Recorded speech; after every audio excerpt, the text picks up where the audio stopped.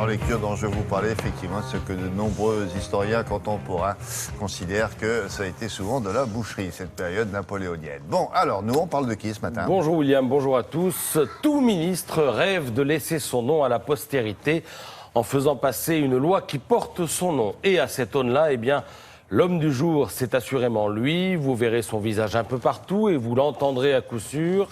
François Rebsamen, ci-devant ministre du Travail, monte au front de la notoriété à la faveur de l'examen par l'Assemblée nationale de son projet de loi.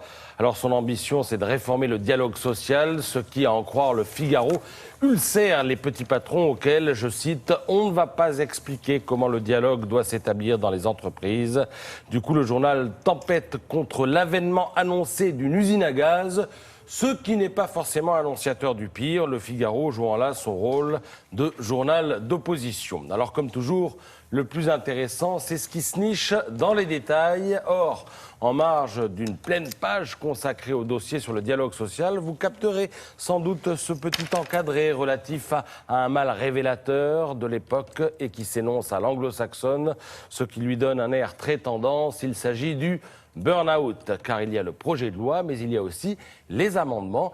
Et plusieurs amendements à ce projet de loi vont être déposés. Ils visent à faire reconnaître le burn-out comme maladie professionnelle. Alors l'affaire concernerait 3 200 000 personnes en France. C'est le nombre de gens qui souffriraient d'épuisement professionnel.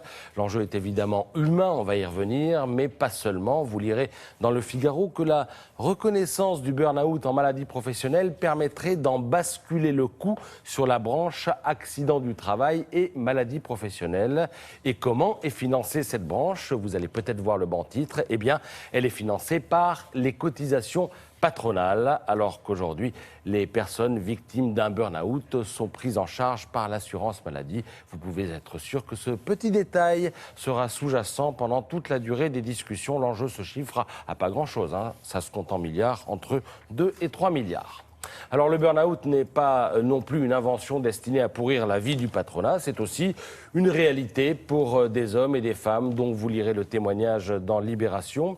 Nicole, par exemple, je n'avais plus de vie, j'ai été prise dans une spirale. Catherine, autre exemple, j'étais un pion.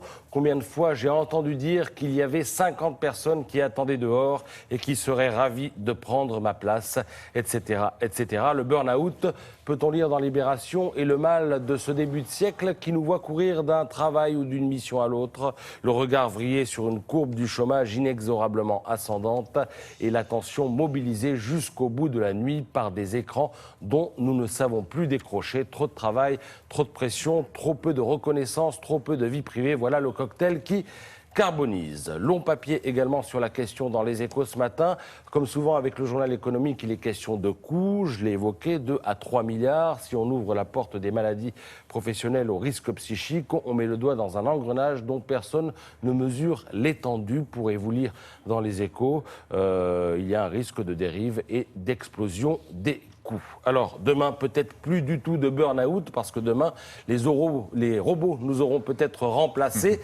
Après l'industrie, les services font appel aux robots, lirez-vous dans Les Échos ce matin. Alors, vous avez des chariots qui roulent tout seuls, vous avez des machines qui désherbent automatiquement, vous avez ces robots qui ont une fonction ludique auprès des personnes du troisième âge dans les maisons de retraite. Et vous avez aujourd'hui, tenez-vous bien, des articles sans journaliste. Figurez-vous qu'il y a quelques semaines, lors des élections départementales, un robot a écrit 36 000 articles courts pour lemonde.fr. Je lis ça ce matin dans Les Échos.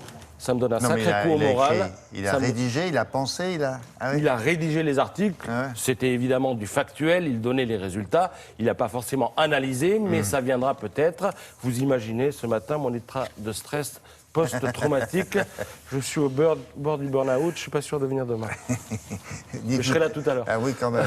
Est-ce que vous avez toujours rêvé d'envoyer des mails en toute confidentialité? Laura du Web vous dit que c'est possible ou pas? Désormais, c'est possible, William, grâce à une nouvelle application qui s'appelle Confidential CC. Créée par un Français. Le principe est simple, vous téléchargez cette application et ensuite, une fois lu, le message s'autodétruit, comme dans Mission Impossible. Et si jamais vous essayez de le prendre en photo, de faire une capture d'écran, ça ne marche pas. Il sera crypté Et également de la même façon que si vous essayez de transférer ce mail à quelqu'un d'autre, c'est impossible. Donc vive la confidentialité grâce à cette application. Également quand vous avez besoin de payer ou de transmettre des coordonnées de carte bleue, c'est très pratique. Je m'en doute. Nous avons toujours souhaité ici à Télématin, on le fait le plus souvent possible, faire des chroniques